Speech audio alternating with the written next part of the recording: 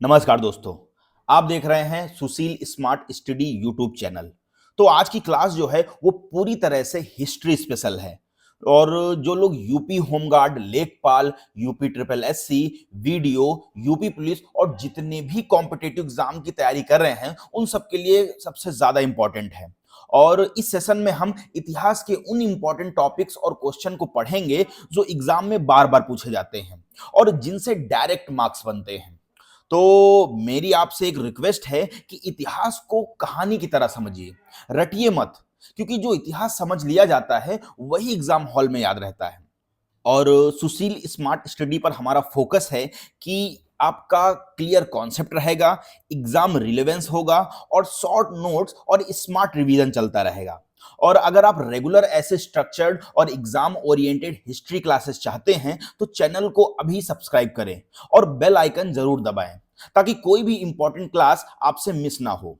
तो अब आप कॉपी और पेन तैयार रखें और ध्यान पूरी तरह यहीं रखें, क्योंकि आज का इतिहास आपके सिलेक्शन की नींव रखने वाला है। तो चलिए बिना समय गंवाए शुरू करते हैं आज की हिस्ट्री स्पेशल क्लास। तो आज का हमारा पहला प्रश्न है, सिंधु घाटी सभ्यता का पत्तन नगर या बंदरगाह कौन सा था? तो देखिए, लोथल जो था ये वर्तमान गुजरात के अहमदाबाद जिले में भोगवा नदी के किनारे स्थित था। और यह जो है सिंधु सभ्यता का सबसे प्रमुख और व्यापारिक केंद्र और साथ ही साथ एक समुद्री बंदरगाह था। और अगर हम बात करें लोथल, तो लोथल से जो है गोदीबाड़ा के साक्ष्य मिले हैं जो कि दर्शाते हैं कि यहाँ के लोग जो हैं वो समुद्री व्यापार करते थे। अगर हम बात करें लोथल की खोज की, तो लोथल की जो खोज है वो 1954 में एस आर राव ने की थी। साथ ही में अगर हम बात करें, यहां से चावल के दाने और अग्नि वेदियों के प्रमाण भी मिले हैं। तो इस प्रश्न का राइट आंसर है ऑप्शन नंबर बी, लोथल। चलिए बढ़ते हैं अपने अगले प्रश्न की ओर। तो हमारा अगला प्रश्न है, सिंधु घाटी सभ्यता की सबसे विशिष्ट विशेषता क्या थी? देखिए, सिंधु घाटी जो सभ्यता थी एक शहरी सभ्यता थी और यहाँ की सड़कें जो हैं वो एक दूसरे को समकोण पर काटती थी, जिसे ग्रिड पद्धति कहा जाता था। और जो घरों का गंदा पानी है उसे निकालने के लिए नालियों का जाल बिछा हुआ था, जो कि पक्की हुई ईंटों से ढकी होती थी। और अगर हम बात करें यहाँ के नगर विभाजन की, तो यहाँ जो शहर थे वो अक्सर दो भागों में बटे हुए थे। एक तो होता था शहर का ऊपरी भाग। ऊपरी भाग में आप जानते हैं कि जो शहर के उच्च वर्ग के लोग रहते थे वो ऊपरी भाग में रहते थे। और एक होता था शहर का निचला भाग, जहां पर सामान्य नागरिक रहते थे। अगर हम बात करें कि यहाँ की लिपि की, तो इसकी जो लिपि हुआ करती थी वो भाव चित्रात्मक थी और जिसे अभी तक पढ़ा नहीं जा सका है। साथ ही में यहाँ पे जो भवन निर्माण है, तो भवन निर्माण में जो घरों के दरवाजे हुआ करते थे वो मुख्य सड़क पर ना खुलकर पिछले गली में खुलते खुलते थे। तो इस प्रश्न का राइट आंसर है ऑप्शन नंबर बी, उन्नत जल निकासी प्रणाली। चलिए बढ़ते हैं अपने अगले प्रश्न की ओर। तो हमारा अगला प्रश्न है, विशाल स्नानागार सिंधु सभ्यता के किस स्थल पर पाया गया था? देखिए, अगर हम बात करें मोहनजोदड़ो की, तो मोहनजोदड़ो का मतलब होता है मृतकों का टीला। और यही मोहनजोदड़ो से प्राप्त विशाल स्नानागार का जो उपयोग है वो संभवतः धार्मिक अनुष्ठानों के लिए किया जाता था। और इसकी शुद्धता बनाए रखने के लिए बिटुमेन, बिटुमेन का मतलब होता है एक प्रकार का प्राकृतिक कोल तार होता था, इससे जो इसका लेप किया जाता था ताकि पानी का रिसाव ना हो सके। तो अगर हम कुछ प्रमुख स्थलों की बात करें, जैसे बहुत बार एग्जाम में पूछा जाता है कि हड़प्पा जो है ये किस नदी के किनारे है, तो आपको पता होना चाहिए हड़प्पा रावी नदी के किनारे है। साथ ही में मोहनजोदड़ो ये सिंधु नदी के किनारे है, लोथल ये भोगवा नदी के तट पर है, कालीबंगन घग्गर नदी के तट पर है और रोपड़ जो है ये सतलज नदी के तट पर है। और ऐसे आपसे बहुत सारे क्वेश्चन किए जा सकते हैं, तो मैं जो भी चीजें बोल रहा हूं उनको आप नोट करते रहिए। तो फिलहाल इस प्रश्न का राइट आंसर है ऑप्शन नंबर जी, सी, मोहनजोदड़ो।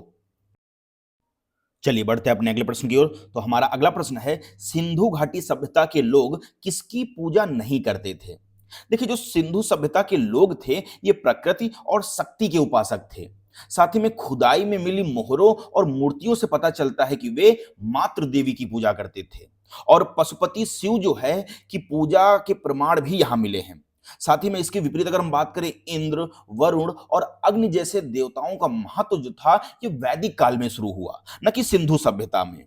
और अगर हम यहाँ के पवित्र पशु व पक्षी की बात करें तो वे कूभड़ वाले सांड और फक्ता फक्ता को आज हम बतख नाम से जानते हैं, बतख बोलते हैं, तो इनको ये पवित्र मानते थे। और इनका जो प्रसिद्ध चिन्ह था वो था स्वास्तिक। ये स्वास्तिक इनका जो था सबसे प्रसिद्ध चिन्ह माना जाता था और इसी सभ्यता की ये देन है। तो फिलहाल इस प्रश्न का राइट आंसर है ऑप्शन नंबर सी, इंद्र। चलिए बढ़ते हैं अपने अगले प्रश्न की ओर। तो हमारा अगला प्रश्न है, सबसे प्राचीन वेद कौन सा है जिसमें गायत्री मंत्र का उल्लेख मिलता है?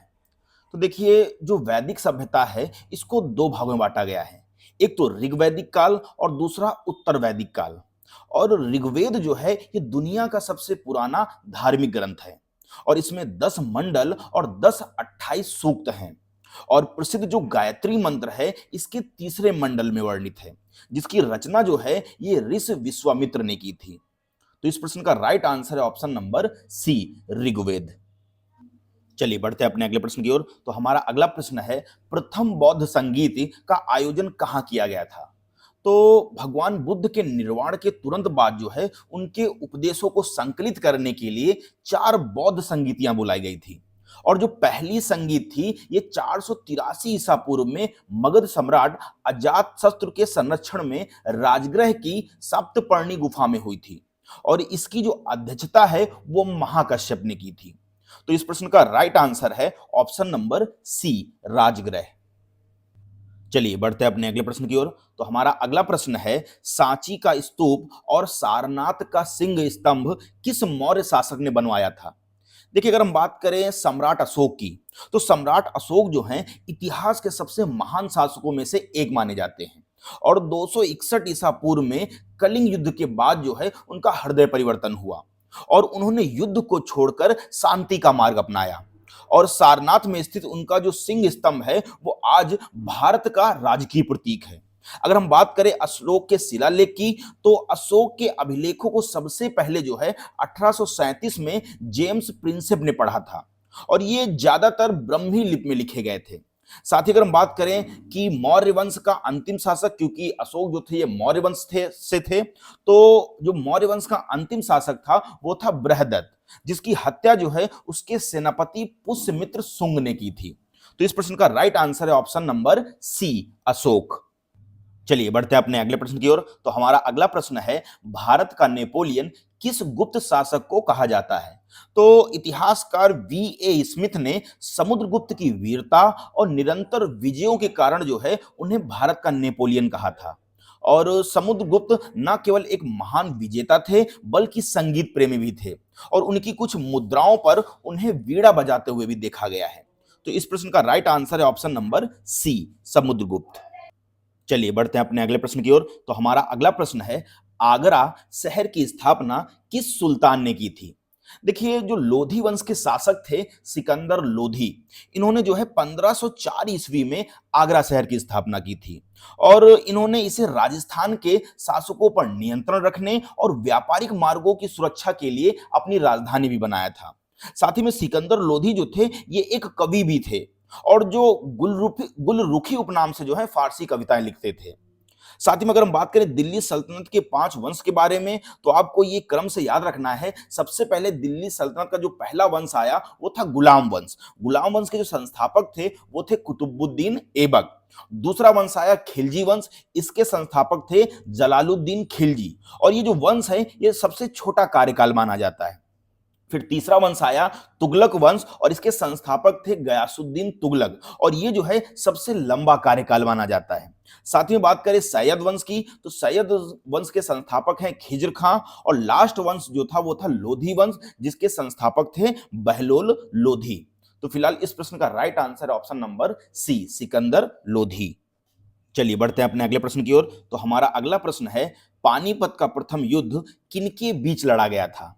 देखिए, 21 अप्रैल 1526 को पानीपत के मैदान में बाबर ने दिल्ली के सुल्तान इब्राहिम लोधी को हराकर जो है भारत में मुगल साम्राज्य की नींव रखी और बाबर की जीत का जो मुख्य कारण था वो था उसकी तुलगमा युद्ध नीति और भारत में पहली बार तोपखानों का बड़े स्तर पर उपयोग करना। तो फिलहाल इस प्रश्न का राइट आंसर है ऑप्शन नंबर बी, बाबर और इब्राहिम लोधी। चलिए बढ़ते हैं अपने अगले प्रश्न की ओर। तो हमारा अगला प्रश्न है 1857 के विद्रोह की शुरुआत 10 मई को उत्तर प्रदेश के किस शहर से हुई थी? तो 1857 की क्रांति जो है ये भारतीय स्वतंत्रता का पहला बड़ा संघर्ष था और इसकी तत्कालिक वजह जो थी वो चर्बी वाले कारतूसों का प्रयोग था।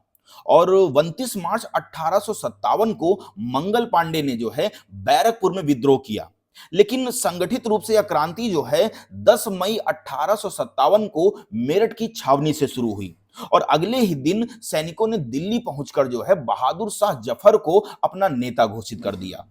तो इस प्रश्न का राइट आंसर है ऑप्शन नंबर सी, मेरठ। चलिए बढ़ते हैं अपने अगले प्रश्न की ओर। तो हमारा अगला प्रश्न है महात्मा गांधी ने भारतीय राष्ट्रीय कांग्रेस के किस एकमात्र अधिवेशन की अध्यक्षता की थी? तो गांधी जी की बात करें तो गांधी जी जो है 1915 में दक्षिण अफ्रीका से भारत लौटे और उन्होंने अपना पहला सफल सत्याग्रह जो है 1917 में चंपारण में किया। और कांग्रेस के इतिहास में उन्होंने केवल एक बार 1924 के बेलगांव अधिवेशन में अध्यक्षता की थी और ये जो बेलगांव है ये कर्नाटक राज्य में पड़ता है। तो इस प्रश्न का राइट आंसर है ऑप्शन नंबर बी, बेलगांव अधिवेशन।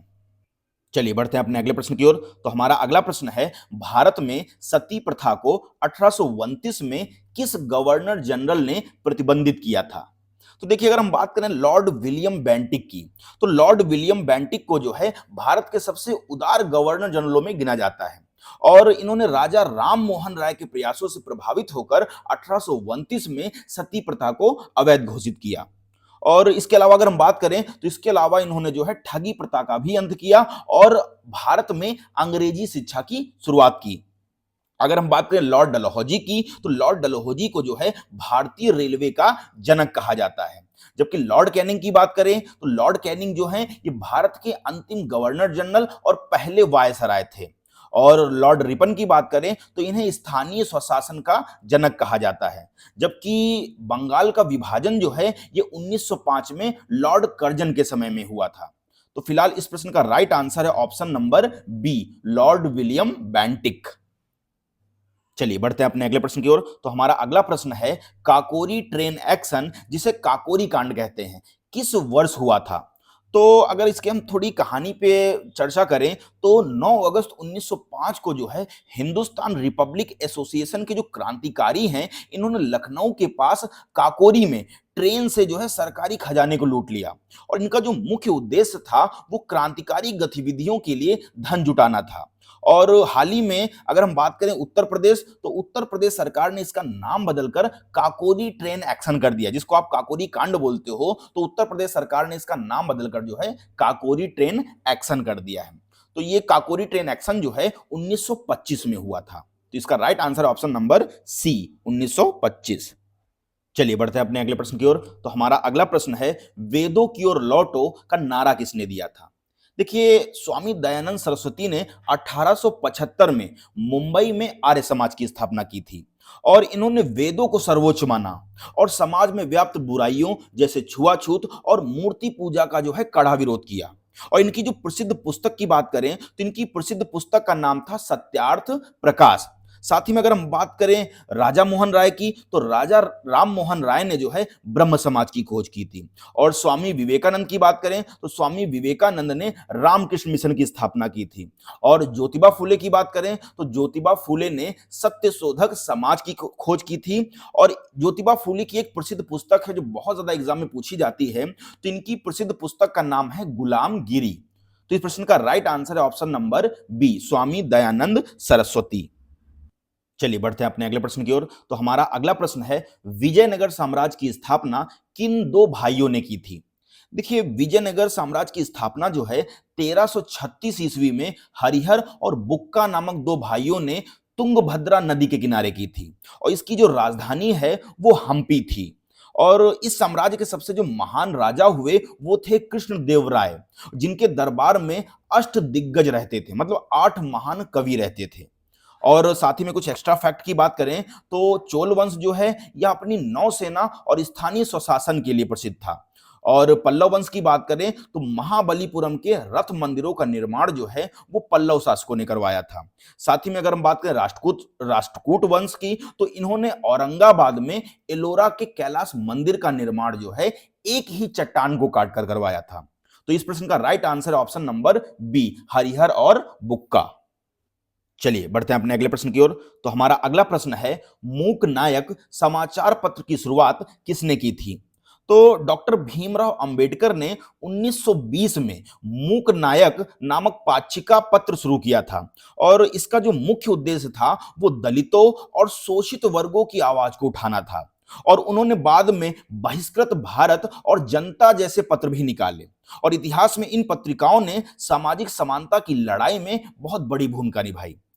तो इस प्रश्न का राइट आंसर है option number B, doctor B R Ambedkar.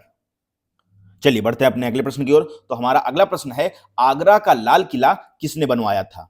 तो आगरा का जो लाल किला है इसे यूनेस्को की विश्व धरोहर स्थल में शामिल किया गया है और इसका जो निर्माण है वो मुगल सम्राट अकबर ने 1565 में शुरू करवाया था। और यह किला जो है लाल बलुआ पत्थरों से बना है और इसी किले के भीतर जो है दीवाने आम और दीवाने खास और जहांगीर महल स्थित है। और बाद में शाहजहां ने जो है इसमें संगमरमर की कुछ इमारतें भी बनवाई और औरंगजेब ने शाहजहां को इसी किले की मुसम्मन बुर्ज में कैद करके रखा था। तो फिलहाल इस प्रश्न का राइट आंसर है ऑप्शन नंबर बी, अकबर। और साथ ही में कुछ एक्स्ट्रा पॉइंट की बात करें तो दिल्ली का जो लाल किला है वो शाहजहां ने बनवाया था, ये आपको याद रखना है, जबकि आगरे का लाल किला जो है ये अकबर द्वारा निर्मित था। तो इस प्रश्न का राइट आंसर है ऑप्शन नंबर बी, अकबर। चलिए बढ़ते हैं अगले प्रश्न की ओर। तो हमारा अगला प्रश्न है, अभिलेखों का अध्ययन क्या कहलाता है और किस शासक के अभिलेख सबसे प्राचीन माने जाते हैं? तो अगर हम बात करें इतिहास को जानने के लिए जो है अभिलेख ये सबसे भरोसेमंद स्रोत हैं और सम्राट अशोक जो हैं ये पहले ऐसे भारतीय शासक थे जिन्होंने शिलालेखों के माध्यम से अपनी जनता को संबोधित किया और उनके अभिलेख जो थे ये ब्राह्मी, खरोष्ठी और ग्रीक और अरमाइक लिपियों में मिलते हैं। साथ ही में अशोक के 13वें शिलालेख में प्रसिद्ध कलिंग युद्ध का वर्णन है जिसने उनका जीवन बदल दिया और उत्तर प्रदेश के मेरठ और कौशाम्बी से भी जो है अशोक के स्तंभ मिले थे जिसे बाद में दिल्ली लाया गया। साथ ही में अभिलेखों के अध्ययन को जो है एपिग्राफी कहा जाता है। तो इस प्रश्न का राइट आंसर है ऑप्शन नंबर बी, एपिग्राफी। चलिए बढ़ते हैं अपने अगले प्रश्न की ओर। तो हमारा अगला प्रश्न है, प्रसिद्ध नालंदा विश्वविद्यालय की स्थापना किस गुप्त शासक ने की थी? देखिए प्राचीन भारत में शिक्षा का जो स्तर है वो अत्यंत उच्च था और नालंदा विश्वविद्यालय की बात करें तो नालंदा विश्वविद्यालय की स्थापना जो है 5वीं शताब्दी में कुमारगुप्त प्रथम ने बिहार में की थी और यह जो था बौद्ध शिक्षा का सबसे बड़ा केंद्र था जहां हेनसांग जैसे विदेशी यात्रियों ने शिक्षा ली थी। और दुर्भाग्यवश अगर हम बात करें तो 1193 में जो बख्तियार खिलजी था उसने इसे नष्ट कर दिया। और इसके अलावा जो था तक्षशिला, तो तक्षशिला जो है ये विश्व का प्रथम विश्वविद्यालय माना जाता है और वर्तमान में ये पाकिस्तान में है। साथ ही में विक्रमशिला की बात करें तो विक्रमशिला भी काफी प्रसिद्ध है। और इसके अलावा अगर हम उत्तर प्रदेश की बात करें तो उत्तर प्रदेश के वाराणसी को जो है प्राचीन काल से ही सर्व विद्या की राजधानी माना जाता है। तो इस प्रश्न का राइट आंसर है ऑप्शन नंबर सी, कुमारगुप्त प्रथम। चलिए बढ़ते हैं अपने अगले प्रश्न की ओर। तो हमारा अगला प्रश्न है, सिकंदर और पंजाब के राजा पोरस के बीच हाइडेस्पीज का युद्ध किस नदी के किनारे लड़ा गया था? देखिए प्राचीन भारत पर जो पहला सफल विदेशी आक्रमण है वो ईरान के हखमनी शासकों ने किया था। लेकिन अगर हम बात करें सबसे प्रसिद्ध आक्रमण की तो वो 326 ईसा पूर्व में मैसेडोनिया के सिकंदर का था। और सिकंदर और पोरस के बीच जो युद्ध है ये झेलम नदी के किनारे लड़ा गया था जिसे हाइडेस्पीस का युद्ध कहा जाता है। और इस युद्ध में पोरस की बहादुरी से प्रभावित होकर सिकंदर ने उसका राज्य वापस कर दिया। तो इस प्रश्न का राइट आंसर है ऑप्शन नंबर बी, झेलम। चलिए बढ़ते हैं अपने अगले प्रश्न की ओर। तो हमारा अगला प्रश्न है, भारत पर आक्रमण करने वाला प्रथम मुस्लिम आक्रमणकारी कौन था? देखिए, भारत पर जो पहला सफल मुस्लिम आक्रमण था, ये 712 ईस्वी में अरब सेनापति मोहम्मद बिन कासिम ने किया था। और इसने जो है सिंध के राजा दाहिर को हराकर देवल बंदरगाह पर कब्जा किया था। फिर इसके बाद जो है 11वीं सदी में महमूद गजनवी आए, और महमूद गजनवी ने जो है भारत पर 17 बार आक्रमण किया, और इसका जो मुख्य उद्देश्य था वो सिर्फ धन लूटना था। फिर इसके बाद अगर हम बात करें तो 12वीं शताब्दी में मोहम्मद गौरी, इसने जो है भारत पर आक्रमण किया, और मोहम्मद गौरी के आक्रमणों और तराइन के युद्धों ने जो है भारत में स्थायी मुस्लिम शासन की नींव रखी। तो फिलहाल इस प्रश्न का राइट आंसर है ऑप्शन नंबर सी, मोहम्मद बिन कासिम। चलिए बढ़ते हैं अपने अगले प्रश्न की ओर। तो हमारा अगला प्रश्न है, दिल्ली के किस सुल्तान ने बाजार नियंत्रण प्रणाली लागू की थी? देखिए, जो दिल्ली की शुरुआत हुई वो कुतुबुद्दीन ऐबक ने गुलाम वंश से की, और कुतुबुद्दीन ऐबक के बाद इल्तुतमिश आए, तो इल्तुतमिश ने जो है इसे मजबूती दी। और फिर उसके बाद रजिया सुल्तान, तो रजिया सुल्तान जो है दिल्ली की पहली महिला शासिका बनी। फिर इसके बाद आप जानते हैं गुलाम वंश के बाद आया खिलजी वंश। तो खिलजी वंश में अलाउद्दीन खिलजी ने जो है अपने सैन्य सुधारों और बाजार नियंत्रण के लिए जो है ये काफी प्रसिद्ध हुआ। फिर इसके बाद आया तुगलक वंश। तो तुगलक वंश में जो मोहम्मद बिन तुगलक है, तो मोहम्मद बिन तुगलक को जो है उसकी सनक भरी योजनाओं के लिए बुद्धिमान और मूर्ख कहा गया। जबकि अंत में आया आपका लोधी वंश। तो लोधी वंश में जो इब्राहिम लोधी है, इसको पानीपत के पहले युद्ध में हराकर बाबर ने मुगल साम्राज्य की स्थापना की। तो फिलहाल इस प्रश्न का राइट आंसर है option number B, Alauddin Khilji. चलिए बढ़ते हैं अपने अगले प्रश्न की ओर। तो हमारा अगला प्रश्न है, पानीपत का प्रथम युद्ध किसके बीच लड़ा गया था जिससे भारत में मुगल शासन की शुरुआत हुई? तो मुगल साम्राज्य की जो स्थापना है वो बाबर ने 1526 में की थी, और बाबर के बाद जो उसका पुत्र था हुमायूं, वो गद्दी पर बैठा, जिसे शेर शाह सूरी ने कुछ समय के लिए भारत से बाहर कर दिया था। इसके बाद जो है अकबर ने शासन संभाला, जिसने दीन इलाही धर्म चलाया और साम्राज्य को जो है स्थिरता दी। साथ ही में जहांगीर की बात करें तो जो जहांगीर का काल है वो चित्रकला के लिए, जबकि शाहजहां का जो काल है ये वास्तुकला के लिए प्रसिद्ध रहा। और अंत में आए औरंगजेब। तो औरंगजेब के शासन के बाद जो है मुगलों का पतन शुरू हो गया, और मुगलों ने ही भारत में मनसबदारी प्रथा और जब्ती प्रणाली जैसी प्रशासनिक व्यवस्थाएं लागू की थी। तो इस प्रश्न का राइट आंसर है ऑप्शन नंबर बी, बाबर और इब्राहिम लोधी। चलिए बढ़ते हैं अपने अगले प्रश्न की ओर। तो हमारा अगला प्रश्न है, छत्रपति शिवाजी महाराज का राज्याभिषेक किस किले में हुआ था?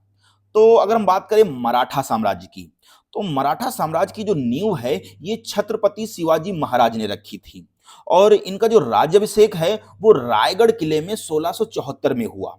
और ये जो थे गोरिल्ला युद्ध, जिसको हम छापामार नीति भी बोलते हैं, तो इन्हें गोरिल्ला युद्ध के माध्यम से जो है इन्होंने मुगलों और बीजापुर के सुल्तानों को जो है कड़ी टक्कर दी। और इनके प्रशासन में अष्टप्रधान, अष्टप्रधान का मतलब है 8 मंत्रियों की परिषद, ये काफी प्रसिद्ध थी। और शिवाजी के बाद पेशवाओं, जिनमें अगर हम बात करें पेशवाओं में तो जो बाजीराव प्रथम हैं, इनके नेतृत्व में मराठा शक्ति जो है ये पूरे भारत में फैल गई। और दूसरी ओर पुर्तगाली, जिनमें वास्को डिगामा, ये जो थे भारत आने वाले पहले यूरोपी थे। इसके बाद फिर अंग्रेजों ने जो है 1600 में ईस्ट इंडिया कंपनी बनाई, और धीरे धीरे प्लासी तथा बक्सर के युद्धों को जीतकर भारत पर अपनी राजनीतिक पकड़ मजबूत कर ली। तो इस प्रश्न का राइट आंसर है ऑप्शन नंबर सी, रायगढ़ किला। चलिए बढ़ते हैं अपने अगले प्रश्न की ओर। तो हमारा अगला प्रश्न है, 1857 के विद्रोह की शुरुआत उत्तर प्रदेश के किस शहर से हुई थी?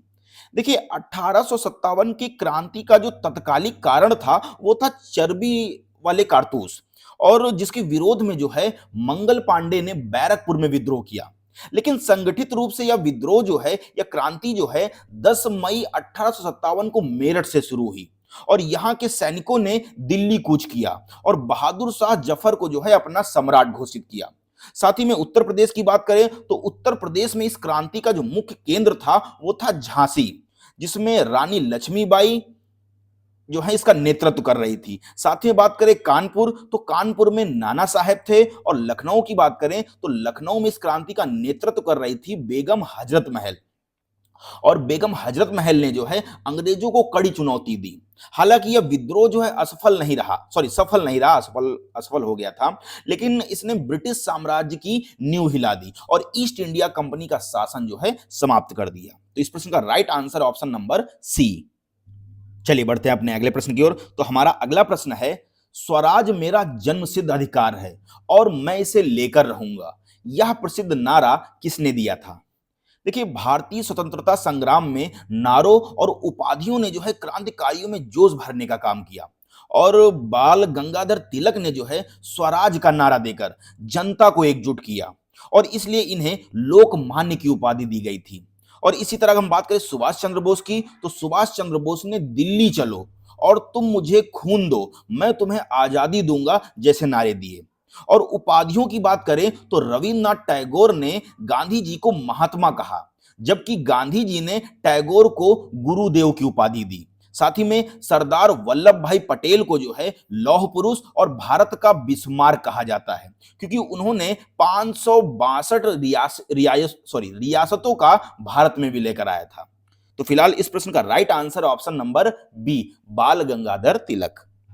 चलिए बढ़ते हैं अपने अगले प्रश्न की ओर। तो हमारा अगला प्रश्न है, स्वतंत्र भारत के प्रथम भारतीय गवर्नर जनरल कौन थे? तो अगर हम बात करें 1947 में, तो 1947 में आजादी मिलने के बाद भारत के सामने सबसे बड़ी चुनौती रियासतों का एकीकरण और संविधान निर्माण था। और सरदार पटेल के प्रयासों से भारत एक संघ बना। और इतिहास में कुछ ब्रिटिश कानूनों का बड़ा महत्व है, जैसे अगर हम बात करें 1919 का रोलेट एक्ट, जिसे बिना वकील बिना दलील का कानून कहा जाता है, और 1935 का भारत शासन अधिनियम, जिसे हमारे वर्तमान संविधान का लगभग 70% हिस्सा लिया गया है। और आधुनिक भारत के निर्माण में पंचशील समझौता जो कि 1954 में, और गुट निरपेक्ष आंदोलन जैसे कूटनीतिक फैसलों ने भी वैश्विक स्तर पर भारत की छवि को मजबूत किया। तो अगर हम बात करें प्रथम गवर्नर जनरल की, तो वो थे आपके माउंट बेटन। लेकिन अगर पूछा जाए प्रथम भारतीय गवर्नर जनरल, तो वो है आपके चक्रवर्ती राजगोपालाचारी। तो इस प्रश्न का राइट आंसर है ऑप्शन नंबर सी। चलिए बढ़ते हैं अपने अगले प्रश्न की ओर। तो हमारा अगला प्रश्न है, सत्यमेव जयते शब्द किस उपनिषद से लिया गया है? देखिए, जो सत्यमेव जयते शब्द है ये मुंडको उपनिषद से लिया गया है। और बहुत बार ये एग्जाम में प्रश्न पूछा गया है, चाहे वो यूपीएससी हो, यूपीपीसीएस हो, या कोई भी एग्जाम हो। तो ये आपको याद रखना है कि सत्यमेव जयते शब्द जो है ये मुंडको उपनिषद से लिया गया है। ये काफी मोस्ट इंपॉर्टेंट क्वेश्चन है और आने वाले एग्जाम में पूछा जा सकता है। चलिए बढ़ते हैं अपने अगले प्रश्न की ओर। तो हमारा अगला प्रश्न है, हल्दी घाटी का युद्ध किनके बीच लड़ा गया था? देखिए, भारतीय इतिहास में युद्धों का तो बहुत महत्व रहा है, जिनमें 1576 में हुआ हल्दी घाटी का युद्ध अपनी वीरता के लिए प्रसिद्ध है, जहां महाराणा प्रताप ने अकबर की विशाल सेना का जो है डटकर मुकाबला किया।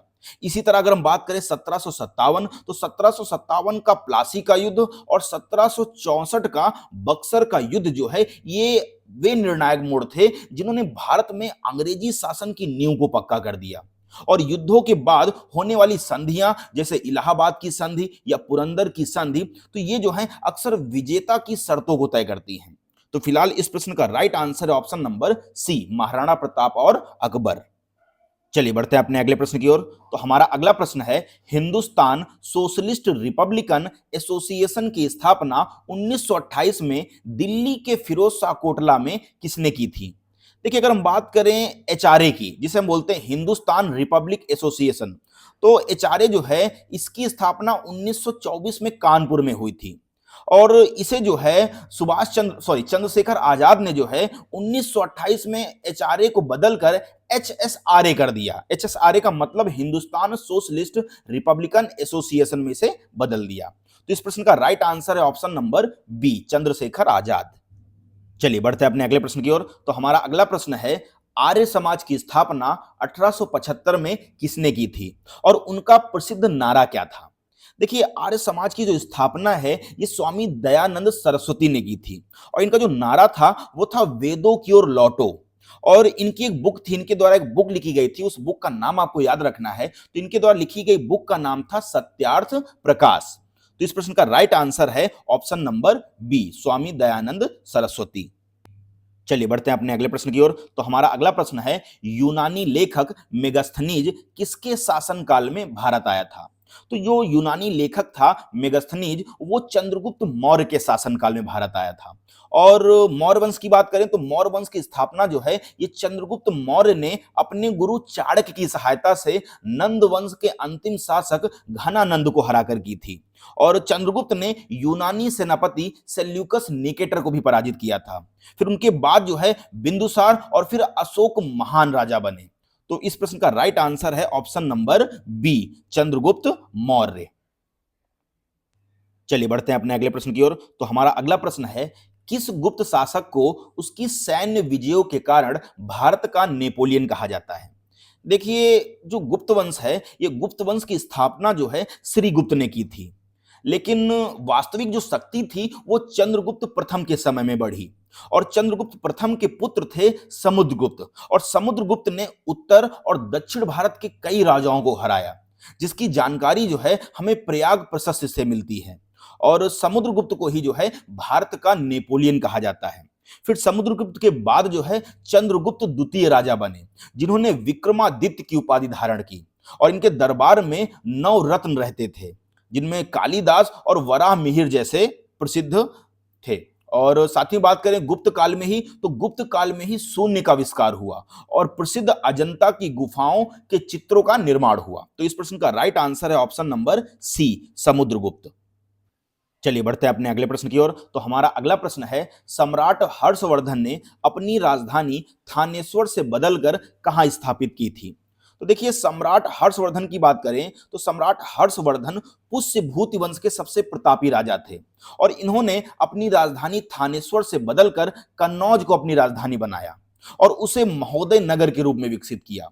और हर्ष के शासन काल में जो प्रसिद्ध चीनी यात्री था हेनसांग, ये भारत आया था, जिसे यात्रियों का राजकुमार कहा जाता है।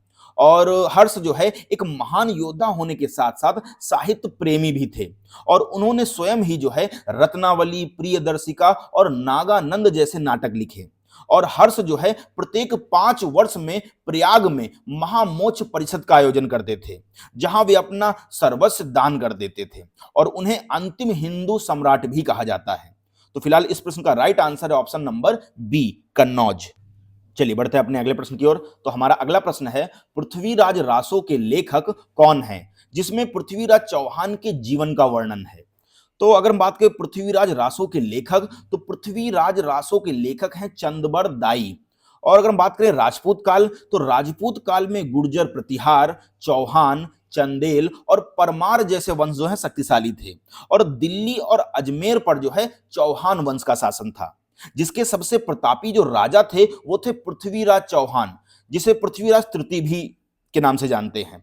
और इन्होंने जो है 1191 के तराइन के प्रथम युद्ध में जो है मोहम्मद गौरी को हराया, लेकिन 1192 के युद्ध में जो है ये हार गए, जिससे भारत में जो है मुस्लिम शासन की नींव पड़ी। तो फिलहाल इस प्रश्न का राइट आंसर है ऑप्शन नंबर बी, चंद्रबड़ दाई।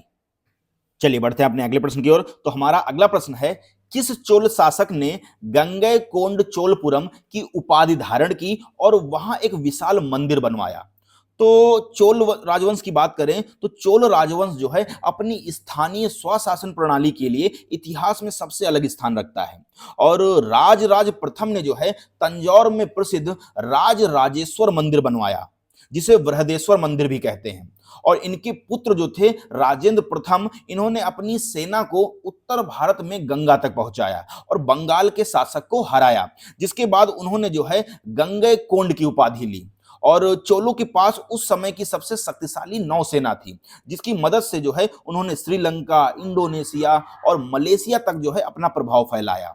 और चोल काल की बात करें तो चोल काल की कांस्य प्रतिमाएं जो हैं आज भी जो है विश्व कला का बेहतरीन नमूना मानी जाती हैं। तो इस प्रश्न का राइट आंसर है ऑप्शन नंबर बी, राजेंद्र प्रथम। चलिए बढ़ते हैं अपने अगले प्रश्न की ओर। तो हमारा अगला प्रश्न है, विजयनगर साम्राज्य के सबसे प्रतापी राजा कृष्णदेव राय के दरबार में रहने वाले अष्ट दिग्गज कौन थे? तो विजयनगर साम्राज्य की बात करें तो विजयनगर साम्राज्य की जो स्थापना है वो 1336 ईस्वी में हरिहर और बुक्का नामक 2 भाइयों ने तुंगभद्रा नदी के तट पे की थी, और इसकी जो राजधानी है वो हम्पी थी, जिसके अवशेष जो हैं आज भी कर्नाटक में देखे जा सकते हैं।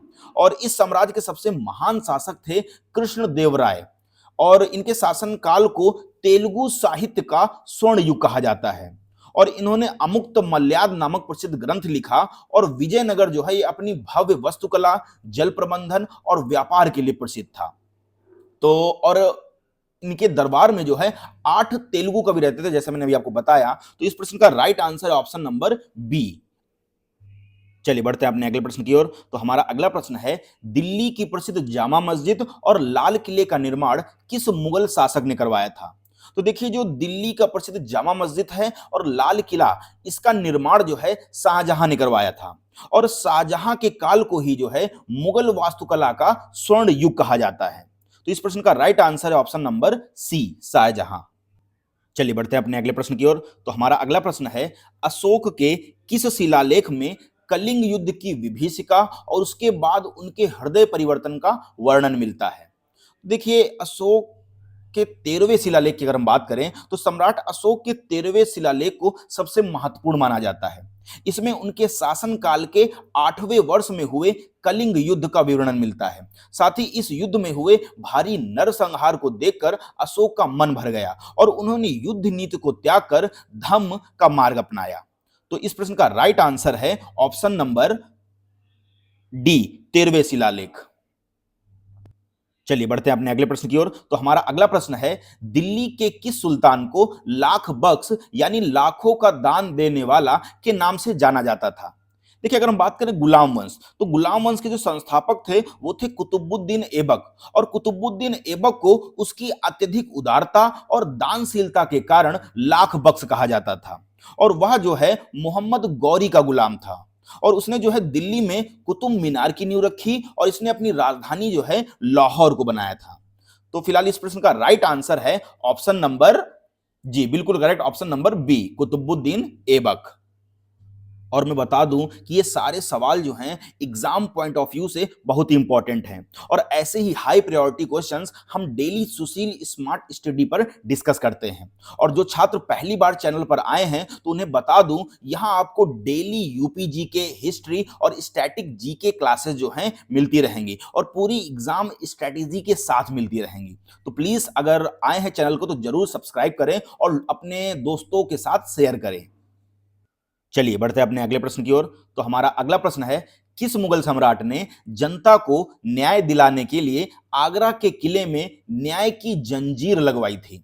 तो अगर हम बात करें मुगल बादशाह जहांगीर की, तो जहांगीर ने जो है अपनी न्यायप्रियता के लिए प्रसिद्ध था। और इसने जो है आगरा के किले के शाह बुर्ज से लेकर यमुना नदी के किनारे पत्थर के खंभे तक सोने की एक लंबी जंजीर लगवाई थी, जिसमें 60 घंटियां लगी थी। और कोई भी फरियादी इस जंजीर को खींचकर सीधे बादशाह से न्याय की गुहार लगा सकता था। और जहांगीर के शासनकाल को जो है चित्रकला का स्वर्ण युग भी कहा जाता है। तो फिलहाल इस प्रश्न का राइट आंसर है ऑप्शन नंबर बी, जहांगीर। चलिए बढ़ते हैं अपने अगले प्रश्न की ओर। तो हमारा अगला प्रश्न है, 1857 की क्रांति के दौरान कानपुर में विद्रोहियों का नेतृत्व किसने किया था?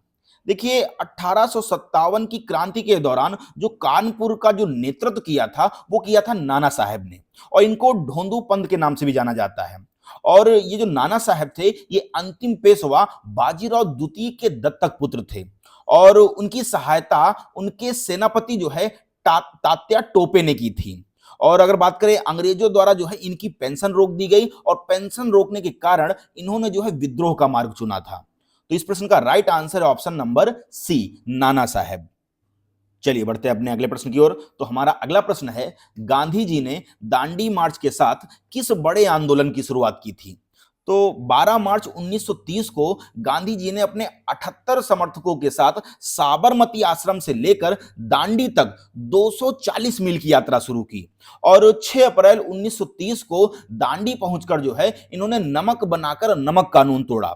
और इसी के साथ जो है सविनय अवज्ञा आंदोलन की शुरुआत हुई, जिसका जो मुख्य उद्देश्य था वो ब्रिटिश कानूनों को शांतिपूर्ण ढंग से मानना बंद करना था। तो इस प्रश्न का राइट आंसर है ऑप्शन नंबर बी, सविनय अवज्ञा आंदोलन। चलिए बढ़ते हैं अपने अगले प्रश्न की ओर। तो हमारा अगला प्रश्न है, इंकलाब जिंदाबाद का नारा पहली बार किसने दिया था? देखिए, इंकलाब जिंदाबाद का जो नारा है वो मूल रूप से हसरत मोहानी ने लिखा था, लेकिन इसे पूरे देश में पहचान और लोकप्रियता जो है वो भगत सिंह ने दिलाई थी।